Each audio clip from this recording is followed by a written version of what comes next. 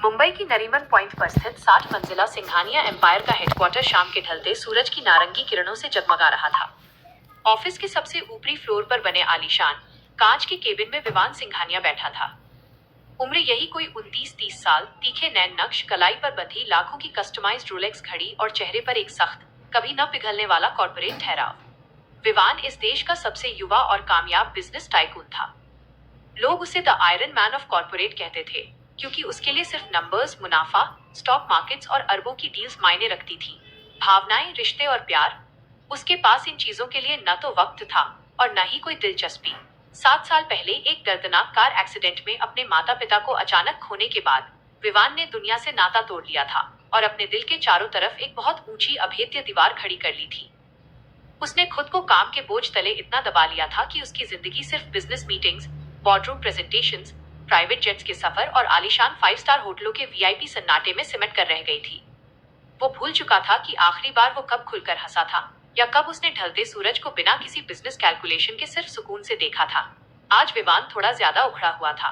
उसकी कंपनी एक बहुत बड़े heritage hotel project the royal palace, Udaipur को टेक ओवर करने वाली थी। ये एक ऐसा ड्रीम प्रोजेक्ट था जिसे सिंघानिया एम्पायर इंटरनेशनल मार्केट में अपनी साख बढ़ाने के लिए इस्तेमाल करने वाला था। सब कुछ फाइनल था, लीगल पेपर्स तैयार थे, लेकिन आखिरी वक्त पर एक बड़ी अड़चन आ गई थी। उस आलीशान ऐतिहासिक महल के एक बेहद खूबसूरत और पुराने हिस्से में एक आर्ट स्टूडियो और अनाथ बच्चों का एक छोटा सा स्कूल था, जिसे खाली कराने से वहां की ओनर ने साफ मना कर दिया था। विवान का मानना था कि दुनिया की हर चीज, हर जमीन और हर इंसान की एक कीमत होती है। उसने अपने सेक्रेटरी से साफ कह दिया कि उसे कोई बहाना नहीं चाहिए और अगली सुबह की उदयपुर की फ्लाइट बुक करने का ऑर्डर दिया। उसने ठान लिया था कि वो खुद वहां जाकर उस इंसान से मिलेगा और जो भी कीमत वो मांगेगी उसे चुकाकर उस जमीन को अपने नाम कर लेगा। अगली सुबह झीलों के शहर उदयपुर की खूबसूरत और शांत पिछोला झील के किनारे बसे द रॉयल पैलेस के आलीशान मुख्य दरवाजे के बाहर विवान की 3 महंगी ब्लैक एसयूवी का काफिला आकर रुका। चारों तरफ सुरक्षाकर्मी तैनात हो गए और विवान अपने डार्क ग्रे कलर के अरमानी सूट और महंगे सनग्लासेस पहने, हाथ में आईपैड लिए बड़ी ठसक के साथ गाड़ी से उतरा। वो बिना समय गंवाए सीधे उस पुराने आर्ट स्टूडियो की तरफ बढ़ा, जो महल के पश्चिमी हिस्से में स्थित था। उसे लगा था कि वहां कोई लालची या चालाक इंसान होगा जो सिर्फ सिंघानिया एम्पायर का नाम देखकर ज्यादा पैसों की सौदेबाजी करने के लिए अड़कर बैठा है। लेकिन जैसे ही उसने स्टूडियो का भारी, नक्काशीदार लकड़ी का पुराना दरवाजा खोला, दरवाजे पर बंधी पीतल की छोटी सी घंटी बज उठी और विवान के कदम वहीं के वहीं ठिठक गए। केबिन के भीतर का नजारा मुंबई के उसके कॉर्पोरेट ऑफिस से बिल्कुल अलग, एक दूसरी ही जादुई दुनिया जैसा था। चारों तरफ कैनवस बिखरे हुए थे, हवा में मिट्टी, रंगों और चमेली के तेल की भीनी खुशबू तैर रही थी। सामने एक लड़की खड़ी थी, सफेद लखनऊवी चिकनकारी कुर्ते पर लाल रंग का बांधनी का दुपट्टा, हाथों में कांच की खनकती हुई हरी चूड़ियां और चेहरे पर एक ऐसी अलौकिक सादगी जो विवान की कॉर्पोरेट दुनिया की हर चमक दमक और हीरे जवाहरात को पल भर में फीका कर दे। वो अहाना थी, एक बेहतरीन आर्किटेक्ट और पेंटर जो उस ऐतिहासिक शहर की अनमोल विरासत और कला को बचाने के लिए अपनी पूरी जिंदगी समर्पित कर चुकी थी। उस वक्त वो कुछ छोटे गरीब अनाथ बच्चों को जमीन पर बैठकर मिट्टी के सुंदर खिलौने बनाना सिखा रही थी। खिड़की से छनकर आती हुई सुबह की ताजी धूप की एक सुनहरी किरण सीधे उसके चेहरे पर पड़ रही थी, जिससे उसकी बड़ी बड़ी कजरारी आंखें और भी ज्यादा गहरी और चमकदार लग रही थी। अहाना के चेहरे पर उन बच्चों को सिखाते हुए एक ऐसी रूहानी मुस्कान थी जिसने विवान के पत्थर बन चुके दिल में एक अजीब सी हलचल पैदा कर दी। विवान ने खुद को संभाला, अपने चश्मे को उतारा और अपनी थ्रोट साफ करते हुए एक बेहद सख्त और भारी कॉर्पोरेट आवाज में अपना परिचय दिया कि वो विवान सिंघानिया है, सिंघानिया एम्पायर का मालिक और सीईओ। अहाना ने बच्चों को प्यार से सहलाकर बाहर खेलने के लिए भेजा, अपने हाथों में लगे रंग और मिट्टी को एक सूती कपड़े से बड़े इत्मीनान से पोंछा और विवान की आंखों में बिना किसी डर या झिझक के सीधे देखते हुए बेहद शांत और खनकती आवाज में बोली कि वो अच्छी तरह जानती है कि वो कौन है। अहाना ने कहा कि आप यहाँ इस जगह को मुझसे छीनने और इसे एक आधुनिक कंक्रीट के होटल में बदलने आए हैं ना मिस्टर सिंघानिया, लेकिन आपको शायद किसी ने बताया नहीं कि इस दुनिया में कुछ चीजें ऐसी भी होती हैं जो बिकाऊ नहीं होती। विवान को आज तक किसी ने इस तरह सीधे जवाब नहीं दिया था। उसके ऑफिस में लोग उसके सामने बात करने से पहले 10 बार सोचते थे। उसने थोड़ा अहंकार में आकर अपनी जेब से एक ब्लैंक चेक निकाला, उसे टेबल पर थोड़ा पटकते हुए रखा और कहा कि मिस अहाना, भावुकता से पेट नहीं भरता और न ही बिजनेस चलते हैं। इस चेक पर अपनी मर्जी की जो रकम भरनी है भरिए, चाहे जितने करोड़ चाहिए लिखिए और ये जगह 1 हफ्ते के भीतर खाली कर दीजिए। मेरा प्रोजेक्ट यहाँ एक आलीशान इंटरनेशनल विंग बनाने का है जो इस शहर का नक्शा बदल देगा। अहाना थोड़ा मुस्कुराई। उसने उस महंगे ब्लैंक चेक को अपनी नाजुक उंगलियों से उठाया, विवान के बिल्कुल करीब आई, जिससे उसके बांधनी दुपट्टे की चमेली वाली महक विवान के सेंस को छू गई। अहाना ने वो चेक वापस विवान के कोट की ऊपर वाली पॉकेट में बड़े सलीके से डाल दिया। और उसकी आंखों में आंखें डालकर बोली कि मिस्टर बिजनेस टाइकून, आपका अंधा पैसा आपकी गगनचुंबी इमारतों को तो खरीद सकता है, लेकिन इन बेसहारा बच्चों की सच्ची मुस्कान, इस शहर का इतिहास और मेरी स्वर्गीय माँ की इस आखिरी निशानी को कभी नहीं खरीद सकता। मुझे आपके करोड़ों रुपयों में रत्ती भर भी दिलचस्पी नहीं है, इसलिए आप अपना यह कीमती समय और पैसा यहाँ बर्बाद न करें और वापस मुंबई लौट जाएं। विवान अंदर तक हिल गया। पहली बार किसी ने उसके पैसे को इतनी बेदर्दी और स्वाभिमान के साथ ठुकराया था। उसने आहाना की आंखों में देखा, जहाँ एक अजीब सी जिद थी, पर उस जिद के पीछे एक ऐसी पावन सच्चाई थी जिसे झुठलाया नहीं जा सकता था। विवान ने एक गहरी सांस ली, अपने कोट के बटन ठीक किए और कहा कि ठीक है, अगर आप जिद्दी हैं, तो विवान सिंघानिया भी हार मानना नहीं जानता। मैं यहीं उदयपुर में रुक रहा हूँ, और जब तक आप खुद इस डील के पेपर्स पर साइन नहीं कर देती, मैं यहाँ से वापस नहीं जाऊंगा। इसके बाद के अगले 3 दिन विवान की जिंदगी के सबसे अनोखे और अकल्पनीय दिन साबित होने वाले थे। विवान ने उदयपुर के सबसे महंगे 5 स्टार होटल में अपना स्वीट बुक किया था, लेकिन वह रोज सुबह अपनी उन बड़ी बड़ी महंगी गाड़ियों और बॉडीगार्ड्स के काफिले को होटल में ही छोड़ देता और एक बेहद साधारण सी लोकल टैक्सी या ऑटो पकड़कर आहाना के आर्ट स्टूडियो पहुंच जाता। आहाना शुरुआती 2 दिन उसे पूरी तरह नजरअंदाज करती रही। वो बच्चों को पढ़ाती, उन्हें खाना खिलाती, दीवारों पर नए रंग उकेरती और अपनी पेंटिंग्स में व्यस्त रहती। लेकिन विवान भी अपनी धुन का पक्का था। वो वहीं स्टूडियो के एक कोने में पड़ी पुरानी चरमराती हुई लकड़ी की कुर्सी पर बैठ जाता, अपना मैकबुक लैपटॉप अपनी गोद में रखता और वहीं से अपने करोड़ों के इंटरनेशनल बिजनेस को हैंडल करता रहता। इस दौरान काम के बीच बीच में विवान की नजरें अनजाने में ही आहाना पर जाकर टिक जाती। वो देखता कि कैसे आहाना बच्चों के साथ खुद बच्ची बन जाती थी, कैसे वो अपनी जुल्फों को बार बार अपने होठों से हटाने के लिए फूंक मारती थी और कैसे वो रंगों को मिलाते वक्त पूरी दुनिया को भूल जाती थी। विवान को महसूस होने लगा था कि इस लड़की के पास एक ऐसा जादू है जो उसके आसपास के माहौल को जिंदा कर देता है। चौथे दिन की दोपहर जब स्टूडियो के सारे बच्चे घर जा चुके थे, आहाना ने तंग आकर अपनी ब्रश नीचे रखी और विवान के पास आकर खड़ी हो गई। उसने थोड़े गुस्से और थोड़ी हैरानी से पूछा कि मिस्टर सिंघानिया, आप दुनिया के इतने बड़े बिजनेसमैन हैं, आपका एक एक मिनट लाखों का है, फिर आप यहाँ इस धूल और रंगों के बीच बैठकर अपना कीमती वक्त क्यों बर्बाद कर रहे हैं? क्या आपको मुंबई में कोई बड़ी डील या करोड़ों का नुकसान होने का डर नहीं सताता? विवान ने अपने चेहरे से पड़ने वाला चश्मा उतारा। उसकी आंखों में जो हमेशा एक तीखापन रहता था वो इस बार गायब था।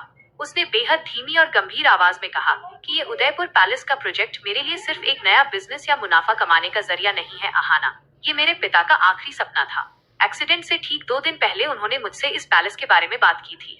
मैं उनके इस अधूरे ख्वाब को किसी भी कीमत पर अधूरा नहीं छोड़ सकता।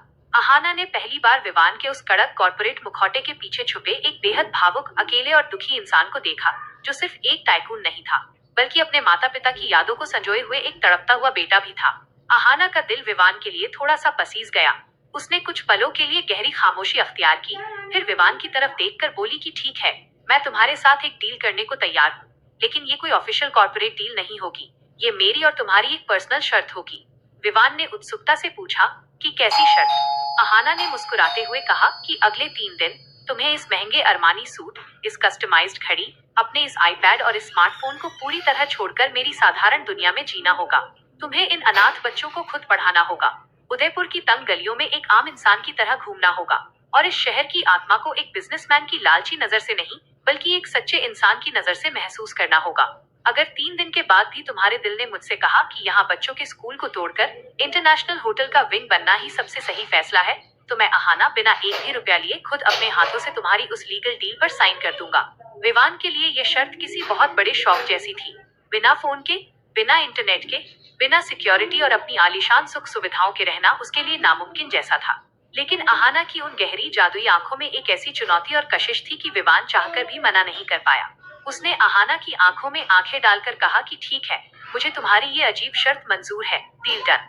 शर्त का पहला दिन विवान के लिए किसी कठिन अग्नि परीक्षा से कम नहीं था। आहाना ने सुबह सुबह ही उसका फोन और लैपटॉप एक अलमारी में बंद कर दिया और उसे एक बेहद साधारण सा सफेद कुर्ता पायजामा पहनने को दे दिया। विवान जब उस सादे लिबास में बाहर आया तो आहाना उसे देखती ही रह गई। वो बिना सूट के भी बेहद हैंडसम और अट्रैक्टिव लग रहा था। विवान को उस दिन स्कूल के बच्चों को गणित मैथ्स पढ़ाना था। शुरुआत में विवान बहुत कड़क और प्रोफेशनल था। वो ब्लैक बोर्ड पर बड़े बड़े फॉर्मूले लिख रहा था और बच्चे डर के मारे चुप बैठे थे। आहाना दूर दरवाजे के पीछे खड़ी होकर ये नजारा देख रही थी और अपनी हंसी दबा रही थी। उसने अंदर आकर विवान के कान के पास जाकर धीरे से कहा कि मिस्टर सिंघानिया, ये आपकी कंपनी के एम्प्लॉय नहीं हैं, छोटे बच्चे हैं, इन्हें नंबर से डराइए मत, इनसे दोस्ती कीजिए। विवान ने आहाना की बात मानी। उसने अपनी कड़क आवाज को थोड़ा धीमा किया। वो खुद जमीन पर बच्चों के बीच चटाई पर बैठ गया और उन्हें चॉकलेट और कहानियों के जरिए मैथ्स के सवाल सिखाने लगा। कुछ ही घंटों में बच्चे विवान के इतने दीवाने हो गए कि एक छोटा सा बच्चा जिसका नाम गोलू था दौड़ कर आया और विवान की गोद में बैठ गया। उसने अपनी टूटी हुई पेंसिल विवान के हाथ में देते हुए बड़े प्यार से कहा कि भैया मेरी पेंसिल छील दो ना। विवान ने जब उस मासूम बच्चे को अपनी गोद में महसूस किया तो उसके अंदर पिछले 7 सालों से जमा जो बर्फ थी वो अचानक पिघलने लगी। उसकी आंखों के कोने थोड़े नम हो गए। आहाना ने जब विवान के चेहरे पर वो पहली सच्ची, मासूम और दर्द से मुक्त मुस्कान देखी तो उसका अपना दिल भी विवान के लिए एक अलग ही रफ्तार से धड़कने लगा। दूसरे दिन की शाम को आहाना विवान को पिछोला झील के ठीक किनारे बने एक बेहद छोटे, पुराने और पारंपरिक लोकल ढाबे पर ले गई। वहां चारों तरफ रंग बिरंगी लालटेनें जल रही थी और राजस्थानी लोक संगीत की धीमी धीमी आवाज गूंज रही थी। विवान सिंघानिया, जो हमेशा दुनिया के सबसे महंगे मिशेलिन स्टार शेफ का बनाया खाना खाता था, आज आहाना के साथ एक साधारण सी लकड़ी की बेंच पर जमीन के करीब बैठकर मिट्टी के कुल्हड़ वाली कड़क अदरक की चाय और गर्मा गर्म प्याज के पकौड़े खा रहा था। रात थोड़ी ठंडी थी और झील का पानी चांदनी रात में चांदी की तरह चमक रहा था। आहाना ने अपनी चाय की चुस्की ली और विवान की तरफ शरारत से देखते हुए चुटकी ली कि मिस्टर बिजनेस टाइकून कैसा लग रहा है? बिना किसी आलीशान एयर कंडीशनर, बिना किसी वीआईपी ट्रीटमेंट और बिना किसी सर्वेंट के इस धूल और धुएं के बीच बैठकर चाय पीना। विवान ने कुल्हड़ को अपने दोनों हाथों में पकड़ा, उसकी गर्माहट को महसूस किया और आसमान में बिखरे अनगिनत चमकदार तारों को देखा जो मुंबई के प्रदूषण में कभी दिखाई नहीं देते थे। उसने बेहद गहरी, मखमली और भावुक आवाज में कहा कि सच कहूँ आहाना, तो बरसों बाद, शायद 7 सालों में पहली बार मुझे ऐसा महसूस हो रहा है कि मैं सच में जिंदा हूँ और सांस ले रहा हूँ। मुंबई में मेरे पास अरबों का साम्राज्य है, आलीशान गाड़ियां हैं, बड़ा सा बंगला है, पर वहाँ हर तरफ सिर्फ एक दिखावा और डरा देने वाला सन्नाटा है। जो असीम सुकून मुझे आज इस 2 रुपए के मिट्टी के कुल्हड़ की चाय में और तुम्हारे साथ इस बेंच पर बैठकर मिल रहा है, वो सुकून मेरी 60 मंजिला इमारत के सबसे महंगे केबिन में भी नहीं था। विवान ने जब ये बात कही तो उसकी आंखों में एक ऐसी सच्चाई और शिद्दत थी कि आहाना का दिल पूरी तरह से पसीज गया। उसने विवान की आंखों में छुपे उस गहरे अकेलेपन को देखा जिसे वो पूरी दुनिया से एक पत्थर का मुखौटा पहनकर छुपाता आ रहा था। आहाना ने बिना कुछ सोचे बेहद कोमलता से अपना नाजुक हाथ विवान के उस बड़े और मजबूत हाथ पर रख दिया। विवान ने थोड़ा चौंक कर आहाना के हाथ को देखा, लेकिन इस बार उसने अपना हाथ हटाया नहीं, बल्कि उसने अपनी हथेलियों को पलटकर आहाना की उंगलियों को और मजबूती से थाम लिया। उस सर्द रात में, झील की ठंडी हवाओं के बीच और कुल्हड़ की चाय से उठती हुई गर्म भाप के साए में, 2 अलग अलग छोरों पर रहने वाली दुनिया के दिल हमेशा हमेशा के लिए एक दूसरे में समा रहे थे। दोनों बिना कुछ बोले बस एक दूसरे की आंखों में डूबते चले गए, जहां शब्दों की कोई जरूरत ही नहीं बची थी। तीसरे और शर्त के आखिरी दिन की रात को आहाना विवान को उस प्राचीन पैलेस की सबसे ऊंची एकांत छत पर ले गई। वहां से पूरा उदयपुर शहर दिवाली की तरह रोशनी से नहाया हुआ दिखाई दे रहा था। झील के पानी में उन रोशनियों का अक्स ऐसा लग रहा था मानो आसमान के सारे तारे पानी में आकर तैर रहे हों। छत पर ठंडी हवा बहुत तेज चल रही थी, जिससे आहाना का लाल बांधनी का दुपट्टा बार बार उड़कर विवान के चेहरे और कंधों से टकरा रहा था। आहाना के लंबे काले बाल हवा में बिखर रहे थे और कुछ लटें बार बार उसके गुलाबी होठों पर आ रुकती थी। विवान आहाना के और करीब आया। दोनों के बीच की दूरी अब इतनी कम हो चुकी थी कि वे एक दूसरे की सांसों की गर्माहट को साफ महसूस कर पा रहे थे। विवान ने बहुत ही नाजुक तरीके से अपना हाथ उठाया और आहाना के चेहरे पर बिखरी उन रेशमी जुल्फों को बड़े प्यार से समेटकर उसके कान के पीछे कर दिया। विवान की उंगलियों का वो गर्म और रूहानी स्पर्श पाते ही आहाना के पूरे शरीर में एक सिहरन दौड़ गई। उसने अपनी आंखें बंद कर ली और उसका दिल किसी ड्रम की तरह जोर जोर से धड़कने लगा। विवान ने बेहद गहरी और रूमानी आवाज में आहाना के चेहरे को देखते हुए कहा कि 3 दिन पूरे हो चुके हैं आहाना, और मैंने अपना आखिरी फैसला कर लिया है। आहाना ने डरते और कांपते हुए अपनी आंखें खोली। उसकी आंखों में विवान को खोने का एक साफ डर दिखाई दे रहा था। उसने कांपते हाथों से अपनी पॉकेट से वो लीगल एग्रीमेंट पेपर्स निकाले और विवान की तरफ बढ़ाते हुए रूंधे गले से कहा कि मुझे अपनी शर्त अच्छी तरह याद है विवान।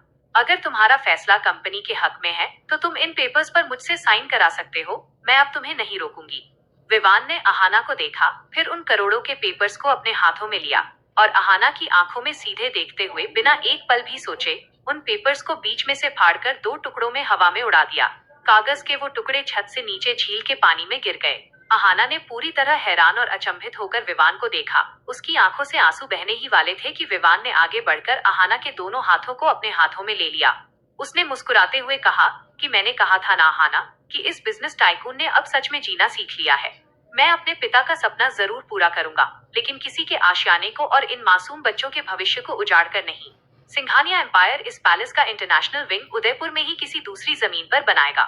यह आर्ट स्टूडियो, यह स्कूल यहीं अपनी इसी जगह पर रहेगा और तुम भी यहीं रहोगी, हमेशा के लिए मेरे दिल के सबसे आलीशान कोने में, सिंघानिया एम्पायर की असली मालकिन बनकर। क्या तुम मेरी इस लाइफ टाइम पार्टनरशिप की डील को स्वीकार करोगी अहाना? अहाना की आंखों से खुशी के आंसू छलक पड़े। उसने रोते और मुस्कुराते हुए विवान के सीने पर अपनी छोटी छोटी हथेलियों से धीरे से मारा और कहा कि तुम बहुत बड़े जिद्दी हो विवान, अपनी हर बात मनवा लेते हो। विवान ने हंसते हुए अहाना को कमर से पकड़ा, उसे थोड़ा ऊपर उठाया और अपनी चौड़ी मजबूत छाती से पूरी शिद्दत के साथ लगा लिया।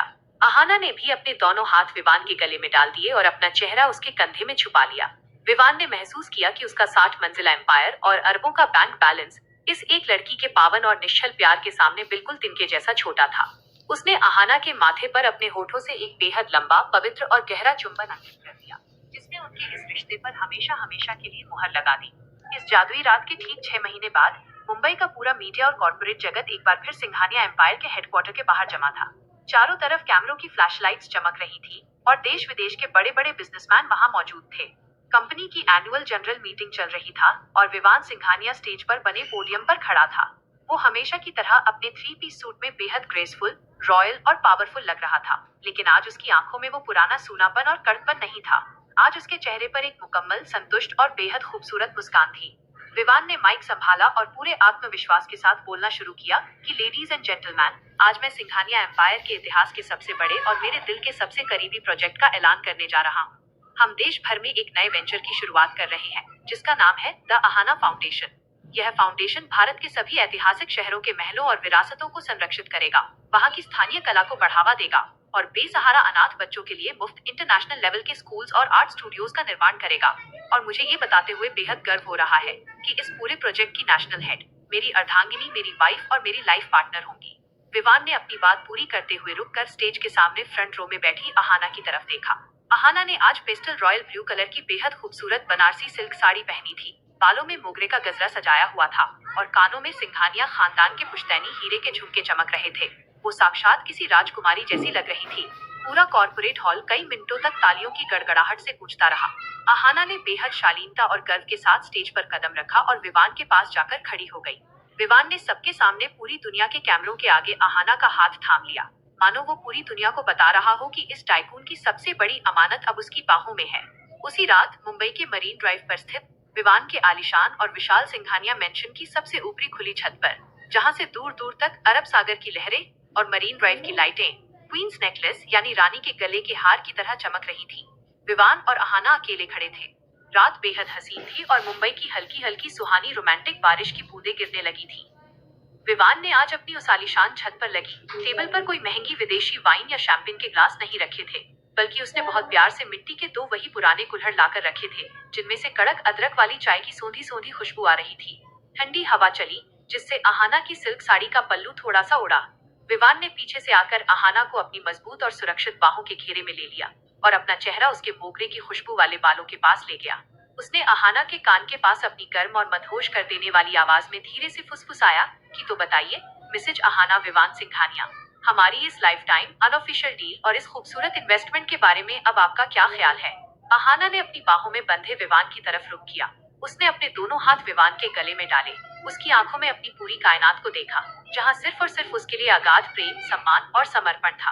अहाना ने टेबल से चाय का वो मिट्टी का कुल्हड़ उठाया, उसकी एक चुस्की ली और फिर उस कुल्हड़ को विवान के होठों के करीब लाते हुए बेहद शरारती और रूमानी अंदाज में बोली कि mister business tycoon, Singhania empire के सारे शेयर्स एक तरफ और आपके साथ यह कुल्हड़ की चाय और यह बारिश एक तरफ। ये मेरी पूरी जिंदगी की सबसे बेस्ट, सबसे प्रॉफिटेबल और सबसे खूबसूरत डील है, जिसे मैं अगले 7 जन्मों तक कभी कैंसिल नहीं होने दूंगी। विवान ने दिल से एक जोरदार ठहाका लगाया, अहाना की कमर को थोड़ा और करीब खींचा और उसके होठों पर एक बेहद कोमल, गहरा और तृप्त कर देने वाला चुंबन अंकित कर दिया। आसमान से गिरती हुई बारिश की वो पावन बूंदें उनके इस आलीशान, रॉयल और पावन मिलन की गवाह बन रही थी। अब विवान सिंघानिया के पास सिर्फ बेजान पैसे, सूखी हुई फाइलें और नंबर्स का साम्राज्य नहीं था। उसके पास उसके जीवन का सबसे अनमोल तोहफा, उसकी रूह का सबसे खूबसूरत रंग था, उसकी अपनी अहाना। शब्दों और रंगों की, पैसे और सादगी की ये अनोखी दास्तान वक्त के पन्नों पर हमेशा हमेशा के लिए अमर हो चुकी थी। अब आप आराम से आंखें खोल सकते हैं।